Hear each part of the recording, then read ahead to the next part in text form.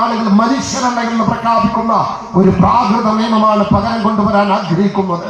India രാജ്യത്തിന്റെ ഭരണഘടനയ്ക്ക് രൂപകൽപ്പന ചെയ്ത് അതിന്റെ നിയമനിർമ്മാണ സഭയിൽ അവതരിപ്പിക്കുന്ന പശ്ചാത്തലത്തിൽ RSSും ബ്രാഹ്മണ്യവും പറഞ്ഞൊരു കാര്യമുണ്ട്.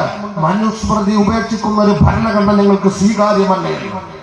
ഞാൻ പറയുന്നത് ഭരണഘടനയ്ക്ക് വിധേയമായി ഇന്ത്യ ഉള്ളത് കൊണ്ട് മാത്രമാണ് 91% മനുഷ്യരായി കാണുന്നത്. അത് ആ അടിസ്ഥാന ബോധം നമുക്കുണ്ടാകണം. അത്തരം ഒരു ഭരണഘടനയ്ക്ക് വിധേയമായ രാഷ്ട്രരൂപം കൊണ്ടത് ഒരുപാട് ആളുകളുടെ ജീവാർപ്പണത്തിലൂടെയും പോരാട്ടത്തിലൂടെയും മാത്രമാണ്. ആ ഓർമ്മയിൽ നമുക്കുണ്ടാകണം. അങ്ങനെ രൂപപ്പെടുത്തി ഇന്ത്യയെ നിലനിർത്താൻ, ആ ഭരണഘടനയെ സംരക്ഷിക്കാൻ, അത് മുന്നോട്ട് വെക്കുന്ന മനുഷ്യ സ്വാതന്ത്ര്യത്തെ, മനുഷ്യാവകാശത്തെ, മതസ്വാതന്ത്ര്യത്തെ, പൗരസ്വാതന്ത്ര്യത്തെ, സാമൂഹ്യ നീതിയെ, തിരിസമത്വത്തെ, തുല്യനീതിയെ ഈ രാജ്യത്ത് നിലനിർത്താൻ ഈ രാഷ്ട്രം നിലനിൽക്കേണ്ടതുണ്ട് എന്ന ഒരു സുഗന്ധിതമായ നിലപാടിൽ രൂപം കൊള്ളേണ്ട ഒന്നാണ് രാഷ്ട്രീയമെന്നാണ് ഞാൻ ഓർമ്മപ്പെടുത്തുന്നത്. ആ നിലപാടിൽ നിന്നാണ് രാഷ്ട്രീയ രൂപം കൊള്ളേണ്ടത്. അപ്പൊ രാഷ്ട്രം നിലനിൽക്കണം. രാഷ്ട്രം എന്ന് പറഞ്ഞാൽ ഭരണഘടനയാണ്. ഭരണഘടന നിലനിൽക്കണം, ഇന്ത്യ നിലനിൽക്കണം, രാജ്യത്തിന്റെ സൗഹൃദം നിലനിൽക്കണം, തലമുറകൾ തെരുവിൽ തമ്മിൽ കൊല്ലപ്പെടാൻ പാടില്ല. പിന്നെന്താ നടക്കുന്നത്? ഭരണഘടനയെ പരിഗണിക്കാത്തവർ ഇന്ന് ഭരിക്കുമ്പോൾ, ഞാൻ പറയുമ്പോൾ മുമ്പ് ഭരിച്ചവർ ഭരണഘടനയെ പരിഗണിച്ചു എന്ന വിചാരം നമുക്ക് വേണ്ട. ഇന്ത്യ രാജ്യത്തിന്റെ കലാപങ്ങളുടെ കണക്ക് നമുക്ക് ബോധ്യമുണ്ട്. ഇന്ത്യൻ നാഷണൽ കോൺഗ്രസ് വന്നാൽ എന്തോ സംഭവിക്കുമെന്ന് തെറ്റിദ്ധരിക്കുന്നവരോട്, ഇനി വരാൻ പോകുന്നത് കോൺഗ്രസ് ആണെങ്കിൽ മാത്രമാണ് രാജ്യം രക്ഷപ്പെടുക എന്ന് വിചാരിക്കുന്നവരോട് ഞാൻ ഓർമ്മപ്പെടുത്തുകയാണ്. ഈ രാജ്യത്ത് ഒരുപാട് കലാപങ്ങളുടെ കണക്ക് നമ്മൾ കേട്ടിട്ടുണ്ട്.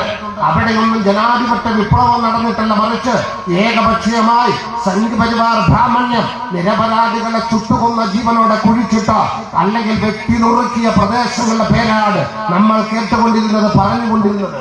ഒരുപാട് നാട് നമ്മുടെ കൊച്ചുപ്രായങ്ങൾ പോലും നമ്മൾ വായിച്ച മാഗസിനുകളിലുണ്ട്, പത്രമാധ്യമങ്ങളിലുണ്ട്, പൊതുപ്രഭാഷകരുടെ വാചകങ്ങളിലുണ്ട്. ഒരുപാട് നാടുകളുടെ പേര്. അവിടെ നടന്നത് മനുഷ്യനെ കൊന്നൊടുക്കിയ പ്രദേശമെന്ന ആ ഒരു ക്രൂര പ്രവർത്തനമാണ്. നമ്മളത് ഓർക്കണം. അതിന് കൂടുതൽ അതിന് ഭരിക്കുന്നവർ കാർമ്മികത്വം വഹിച്ചില്ല. ഇന്ന് ഭരിക്കുന്നവർ കലാപത്തിന് കാർമ്മികത്വം വഹിക്കുന്നു.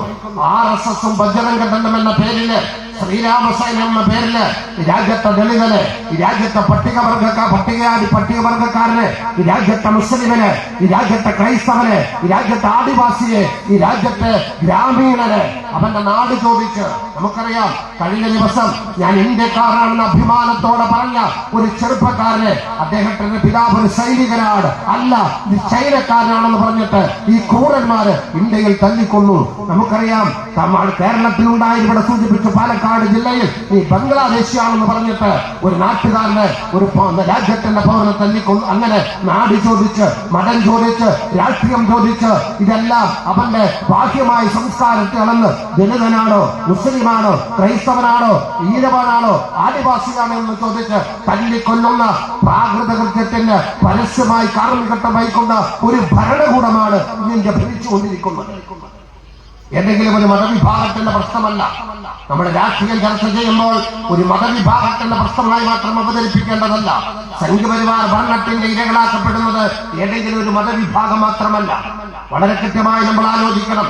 രാജ്യത്തിന്റെ പൊതുസമൂഹമാണ്, രാജ്യത്തിന്റെ തൊഴിലാളികളാണ്, രാജ്യത്തിന്റെ കർഷകരാണ്, രാജ്യത്തിന്റെ കീഴാളനാണ്. മറ്റൊരു ഭാഷയിൽ പറഞ്ഞാൽ ചാതുർവർണ്ണ മനുഷ്യരായി കാണാത്ത ഈ രാജ്യത്തിന്റെ 91% വരുന്ന ജനങ്ങളാണ്. അവരാണ് ഇരകളാക്കപ്പെടുന്നത്.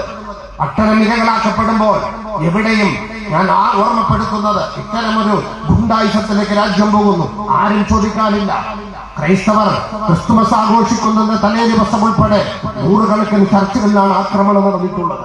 നമ്മൾ കണ്ടതാണ് ഒരുപാട് കാര്യങ്ങൾ.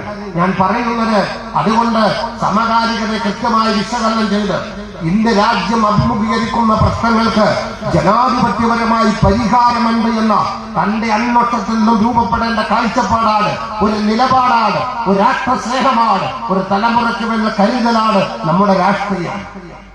അതാകണം രാഷ്ട്രീയം. പെട്ടുപോയത് കൊണ്ട് അതിൽ നിൽക്കേണ്ടതല്ല. നമുക്ക് നമ്മുടെ രാജ്യത്തെ കുറിച്ച് പഠിക്കണം. ഞാൻ ആവർത്തിച്ച് പറയുന്നത് ഭരണഘടനയാണ് ഇന്ത്യ. ഭരണഘടനയാണ് ഇന്ത്യയുടെ മതഗ്രന്ഥം.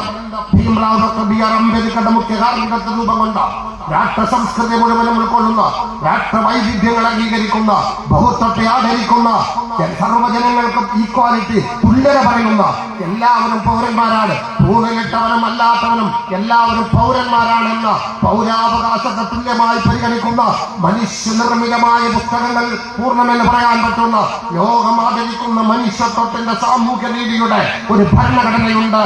മനുഷ്യനിർമ്മിത നിയമങ്ങൾ പൂർണ്ണമായ, അതാണ് ഇന്ത്യ രാജ്യത്തിന്റെ ഭരണഘടന. അത് സർവ്വജനയും ഉൾക്കൊള്ളുന്ന ഭരണഘടനയാണ്. ആ ഭരണഘടനയ്ക്ക് ബദലാണ് ഫാഷിസം നടപ്പിലാക്കിക്കൊണ്ടിരിക്കുന്നത്. ഞാൻ പറയുന്നത് അതുകൊണ്ട് നമ്മുടെ ചിന്ത ഉണ്ടാകേണ്ടത്, ഞാൻ ദീർഘമാക്കുന്നില്ല, ഒന്നാലോചിക്കണം എന്ന് പറഞ്ഞാൽ ഈ തലമുറയ്ക്ക് ഇവിടെ ജീവിക്കണോ? അതാണ് നമ്മുടെ മുമ്പിലുള്ള രാഷ്ട്രീയം.